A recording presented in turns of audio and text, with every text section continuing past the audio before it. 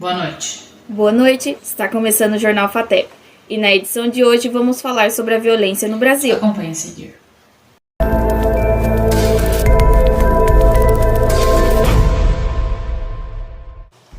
A violência no Brasil é um fenômeno comportamental que envolve as bases históricas do país e que atinge a todas as camadas sociais. O Brasil ocupa a 10ª posição no ranking mundial de 100 países que mais matam por armas de fogo, segundo os dados divulgados da OMS em 2014. De acordo com a OMS, 123 pessoas morrem vítimas de homicídios por arma de fogo todos os dias no Brasil. São 5 mortes por hora. Só em 2014 foram contabilizadas 44.861 mortes. Os dados foram discutidos e divulgados no primeiro semestre de 2016 pela FLASCO, Faculdade Latino-Americana de Ciências Sociais, que elabora o estudo denominado Mapa da Violência. Esse estudo mostra que o Brasil mata, pelo uso da arma de fogo, 207 vezes a mais que Áustria, Alemanha, Polônia e Dinamarca.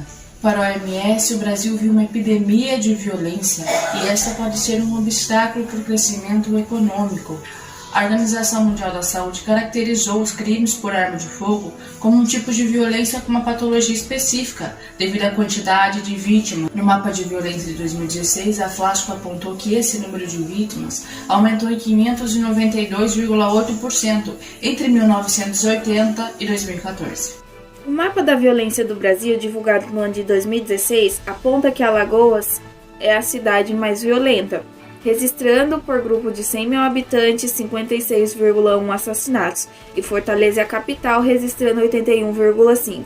Deste total, 94,4% são do sexo masculino e 56,1% são da faixa etária de 20 e 29 anos. Deste total, 27,4% assassinatos são negros. As armas de fogo são caracterizadas como o instrumento mais utilizado na prática da violência em todo o país. Entre as formas que mais fazem vítimas estão o feminicídio.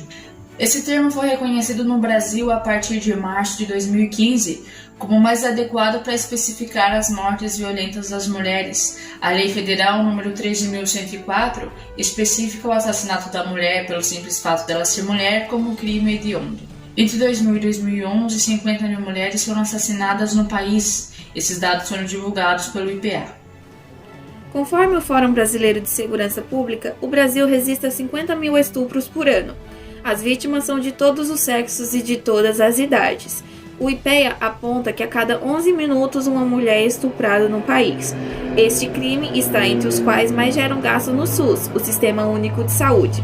Segundo o Ministério da Saúde, a cada 4 minutos uma mulher dá entrada no SUS vítima de violência sexual.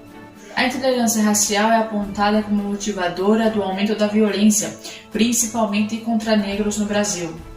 De acordo com o mapa da violência, enquanto os homicídios contra brancos caíram em 27% entre 2003 e 2014, o mesmo crime praticado contra negros cresceu em 9,9% no mesmo. A polícia brasileira é apontada como uma das mais violentas do mundo, segundo a ONU. Conforme a Anistia Internacional, só o estado de São Paulo, ao menos, é registrada 1.000 mortes por ano cometidas pela polícia militar. Em 2015, 318 homossexuais foram assassinados no Brasil, segundo informações da ONG Grupo Gay da Bahia. A maioria das vítimas era do sexo masculino. Isso corresponde a 52% dos assassinatos. Todos os anos, ao menos 91,3 mil crianças e jovens têm seus direitos violados. A estimativa é da Secretaria dos Direitos Humanos da Presidência da República. A negligência, porém, está entre os crimes mais registrados, correspondendo a 74% dos casos. Em seguida, temos a violência psicológica, correspondendo a 49%, a violência física, correspondendo a 43%, e a violência sexual, correspondendo a 25%. Os principais violadores são pessoas da própria família, como pais, padrastos, mães, tios e avós. As disputas pelas posses de terra são um dos fatores que mais matam no Brasil. A maioria das vítimas são indígenas. Todos os anos morrem ao menos 130 indígenas no país, segundo os dados da CIMI, Conselho Indigenista Missionário. O elevado número de mortes de indígenas levou a ONU a emitir um alerta para o governo brasileiro no primeiro semestre de 2016. A entidade cobrava a demarcação de terra para findar as históricas disputas de territórios. Os acidentes de trânsito também são considerados pela OMS um tipo de violência, elevados a nível de epidemia. Isso acontece porque a maioria é evitável, causados por abuso de álcool ao volante e o desrespeito às regras de condução em trânsito. Conforme o UNODC, o Escritório das Nações Unidas de Crimes e Drogas, o Brasil é o principal corredor de passagem para a América do Norte e a Europa Central. Este crime corresponde a 70% das prisões no país e o aumento do nível de insegurança. As facções criminosas que controlam as mais de 11 milhões de favelas no país. Além dos traficantes, as favelas também são alvos das milícias formadas por policiais corruptos. Segundo o Cinesp, a média anual de mortes em assaltos com o uso de armas de fogo chega a 1,7 mil. São Paulo é o estado com o maior número de casos de latrocínios, assaltos à mão armada. Em 2014 foram registrados que um carro era roubado a cada 2 minutos, resultando num total de 210 mil carros roubados no ano. IPEA mostra desigualdades entre os estados. O Rio Grande do Norte com alta de 200% e São Paulo com queda de 44%. Segundo a pesquisa, em 2015, 111 municípios, que corresponde a 19,2% da população brasileira, responderam por metade dos homicídios no Brasil, ao passo que 10% dos municípios concentraram 76,5% do total de mortes no país. Entre 2010 e 2015, a taxa de homicídio foi a menor, de 4%. Já na passagem de 2014 para 2015, houve uma queda de 3,1%. O aumento de 10% de 2005 a 2015 é a variação que engloba o país como um todo, mas entre os estados a diferença é bastante significativa. Em 10 anos, apenas 8 estados mais o Distrito Federal tiveram uma queda na taxa de mortalidade. Espírito Santo, Mato Grosso do Sul, Minas Gerais, Paraná, Pernambuco, Rio de Janeiro, Rondônia e São Paulo. Enquanto isso, em outros 6 estados, a violência mais que dobrou, sendo todas as regiões Norte e Nordeste. Os estados que tiveram um aumento de mais de 100% na taxa de homicídios foram o Amazonas, Ceará, Maranhão, Rio Grande do Norte, Sergipe e Tocantins. A piora mais intensa foi registrada no Rio Grande do Norte, por exemplo, onde o aumento na taxa de homicídios de 10 anos foi de 232%, ou seja, mais que triplicou. Já a maior baixa na taxa aconteceu no estado de São Paulo, onde houve a queda de 44%. A cidade de Altamira, localizada no Pará, lidera o ranking das cidades mais violentas do país. A lista, com 30 cidades com mais de 100 mil habitantes, tem 18 delas na região Nordeste. A Bahia se destaca com o estado com mais cidades entre as mais violentas, com 9 na lista. Outras 4 cidades são do Norte, 4 no Centro-Oeste, 2 no Sul e 1 do Sudeste. A taxa de homicídio de jovens no Brasil teve um crescimento de 17,2% entre 2005 e 2015, número maior que o crescimento do país no mesmo período de 10,6%. Entre 2016 e 2020, 2017 foi o ano com mais vítimas de violência no Brasil.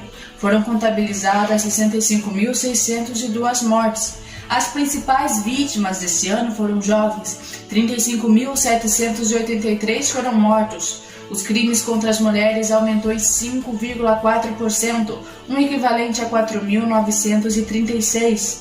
3 em cada 4 jovens negros morreram. Do grupo LGBTQI+, 445 foram assassinados. Ainda entre 2016 e 2020, no ano de 2019, houve uma queda de 19% nos assassinatos. Foram 41.635 vítimas, quase 10 mil a menos. Todos os estados apresentaram uma redução, apenas um terço deles uma alta no último trimestre. Ceará e Roraima foram os estados que tiveram uma queda superior a 30%. Neste ano, novamente, as principais vítimas foram jovens. 6,6 milhões sofreram violência física, numa faixa etária de 18 anos ou mais. A maior prevalência foi entre jovens negros e pardos. Nas últimas décadas, o Brasil apresentou uma queda significativa na taxa de mortalidade infantil, um indicador que representa a relação entre os óbitos de menores de 1 ano para cada 1.000 nascidos vivos, diferentemente do que foi observado na década de 1980, onde a taxa chegou a 69,1 óbitos para cada 1.000 nascidos vivos. Em 2018, essa taxa foi de apenas 12,4, segundo dados do IBGE. Segundo dados publicados em 2018 pela Organização das Nações Unidas pela Infância, a UNICEF, os países em desenvolvimento possuem uma taxa de 27 óbitos, enquanto os países desenvolvidos, essa taxa chega numa média de 3 óbitos. Comparando o Brasil com os países que compõem o BRICS, Brasil, Rússia, Índia, China e África do Sul, a taxa brasileira é próxima da taxa chinesa, que é de 9,9 óbitos. Analisando os óbitos para cada 1.000 nascidos vivos em cada um dos estados do Brasil, Espírito Santo, Paraná, Santa Catarina, Rio Grande do Sul e São Paulo são os estados com menores taxas de mortalidade infantil, liderando Espírito Santo com 8,1 e São Paulo ocupando a quinta posição com 9,3. Já os estados com maiores taxas de mortalidade infantil estão Amazonas, Alagoas, Piauí, Rondônia e Maranhão, liderando o Maranhão com 19,4 e Amazonas ocupando a quinta posição com 17,2. Pernambuco ganha destaque por ser o único estado com menores taxas de mortalidade infantil no Brasil. Isso se dá devido ao programa Mãe Coruja. Esse programa presta uma assistência completa a gestantes usuárias do SUS antes e depois do nascimento do bebê. Em 1983, a farmacêutica bioquímica Maria da Penha Fernandes sofreu sérias agressões de seu marido, o professor universitário colombiano Marco Antônio Heredia Viveiros. Ela sofreu 2 tentativas de homicídio dentro da sua própria casa. A primeira, o seu marido disparou 2 tiros de espingarda enquanto ela dormia. Ele mesmo foi quem chamou o socorro, alegando que tinham sido assaltados. Como resultado, ele saiu impune e Maria ficou paraplégica aos 38 anos.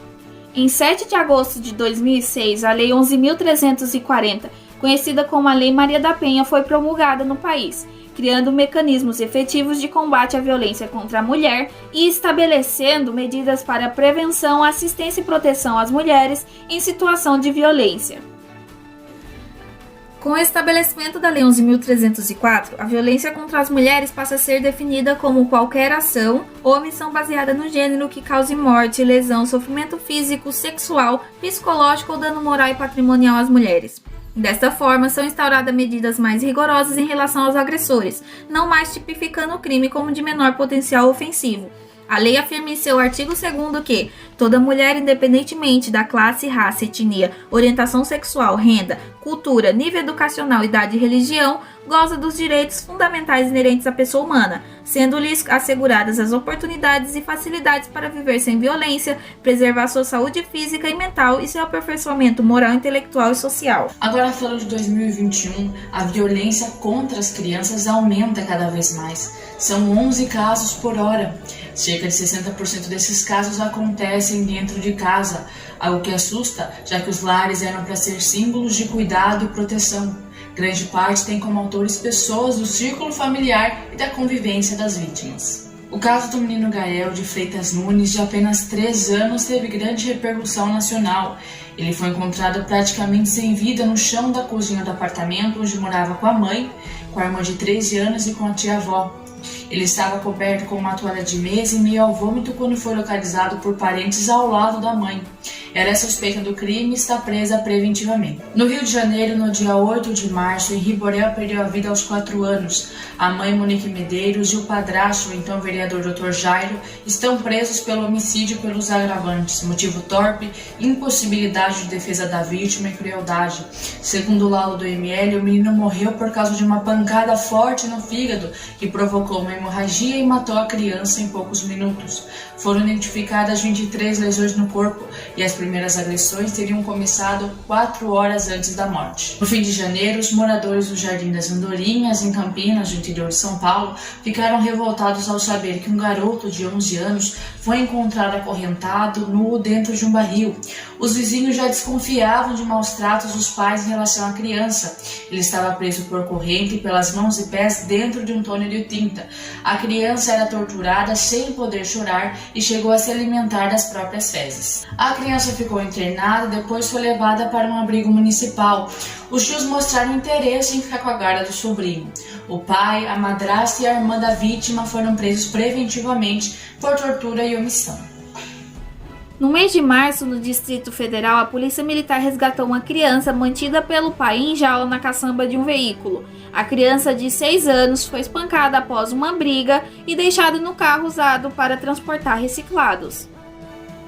No último dia 4, a cidade de Saudades, em Santa Catarina, tomou conta dos noticiários, após o ataque frio de um jovem de 18 anos à creche Pro Infância Aquarela. O ataque deixou 2 professoras e 3 crianças mortas. Um bebê de 1 ano e 8 meses sobreviveu, chegou a ser hospitalizado, mas passa bem.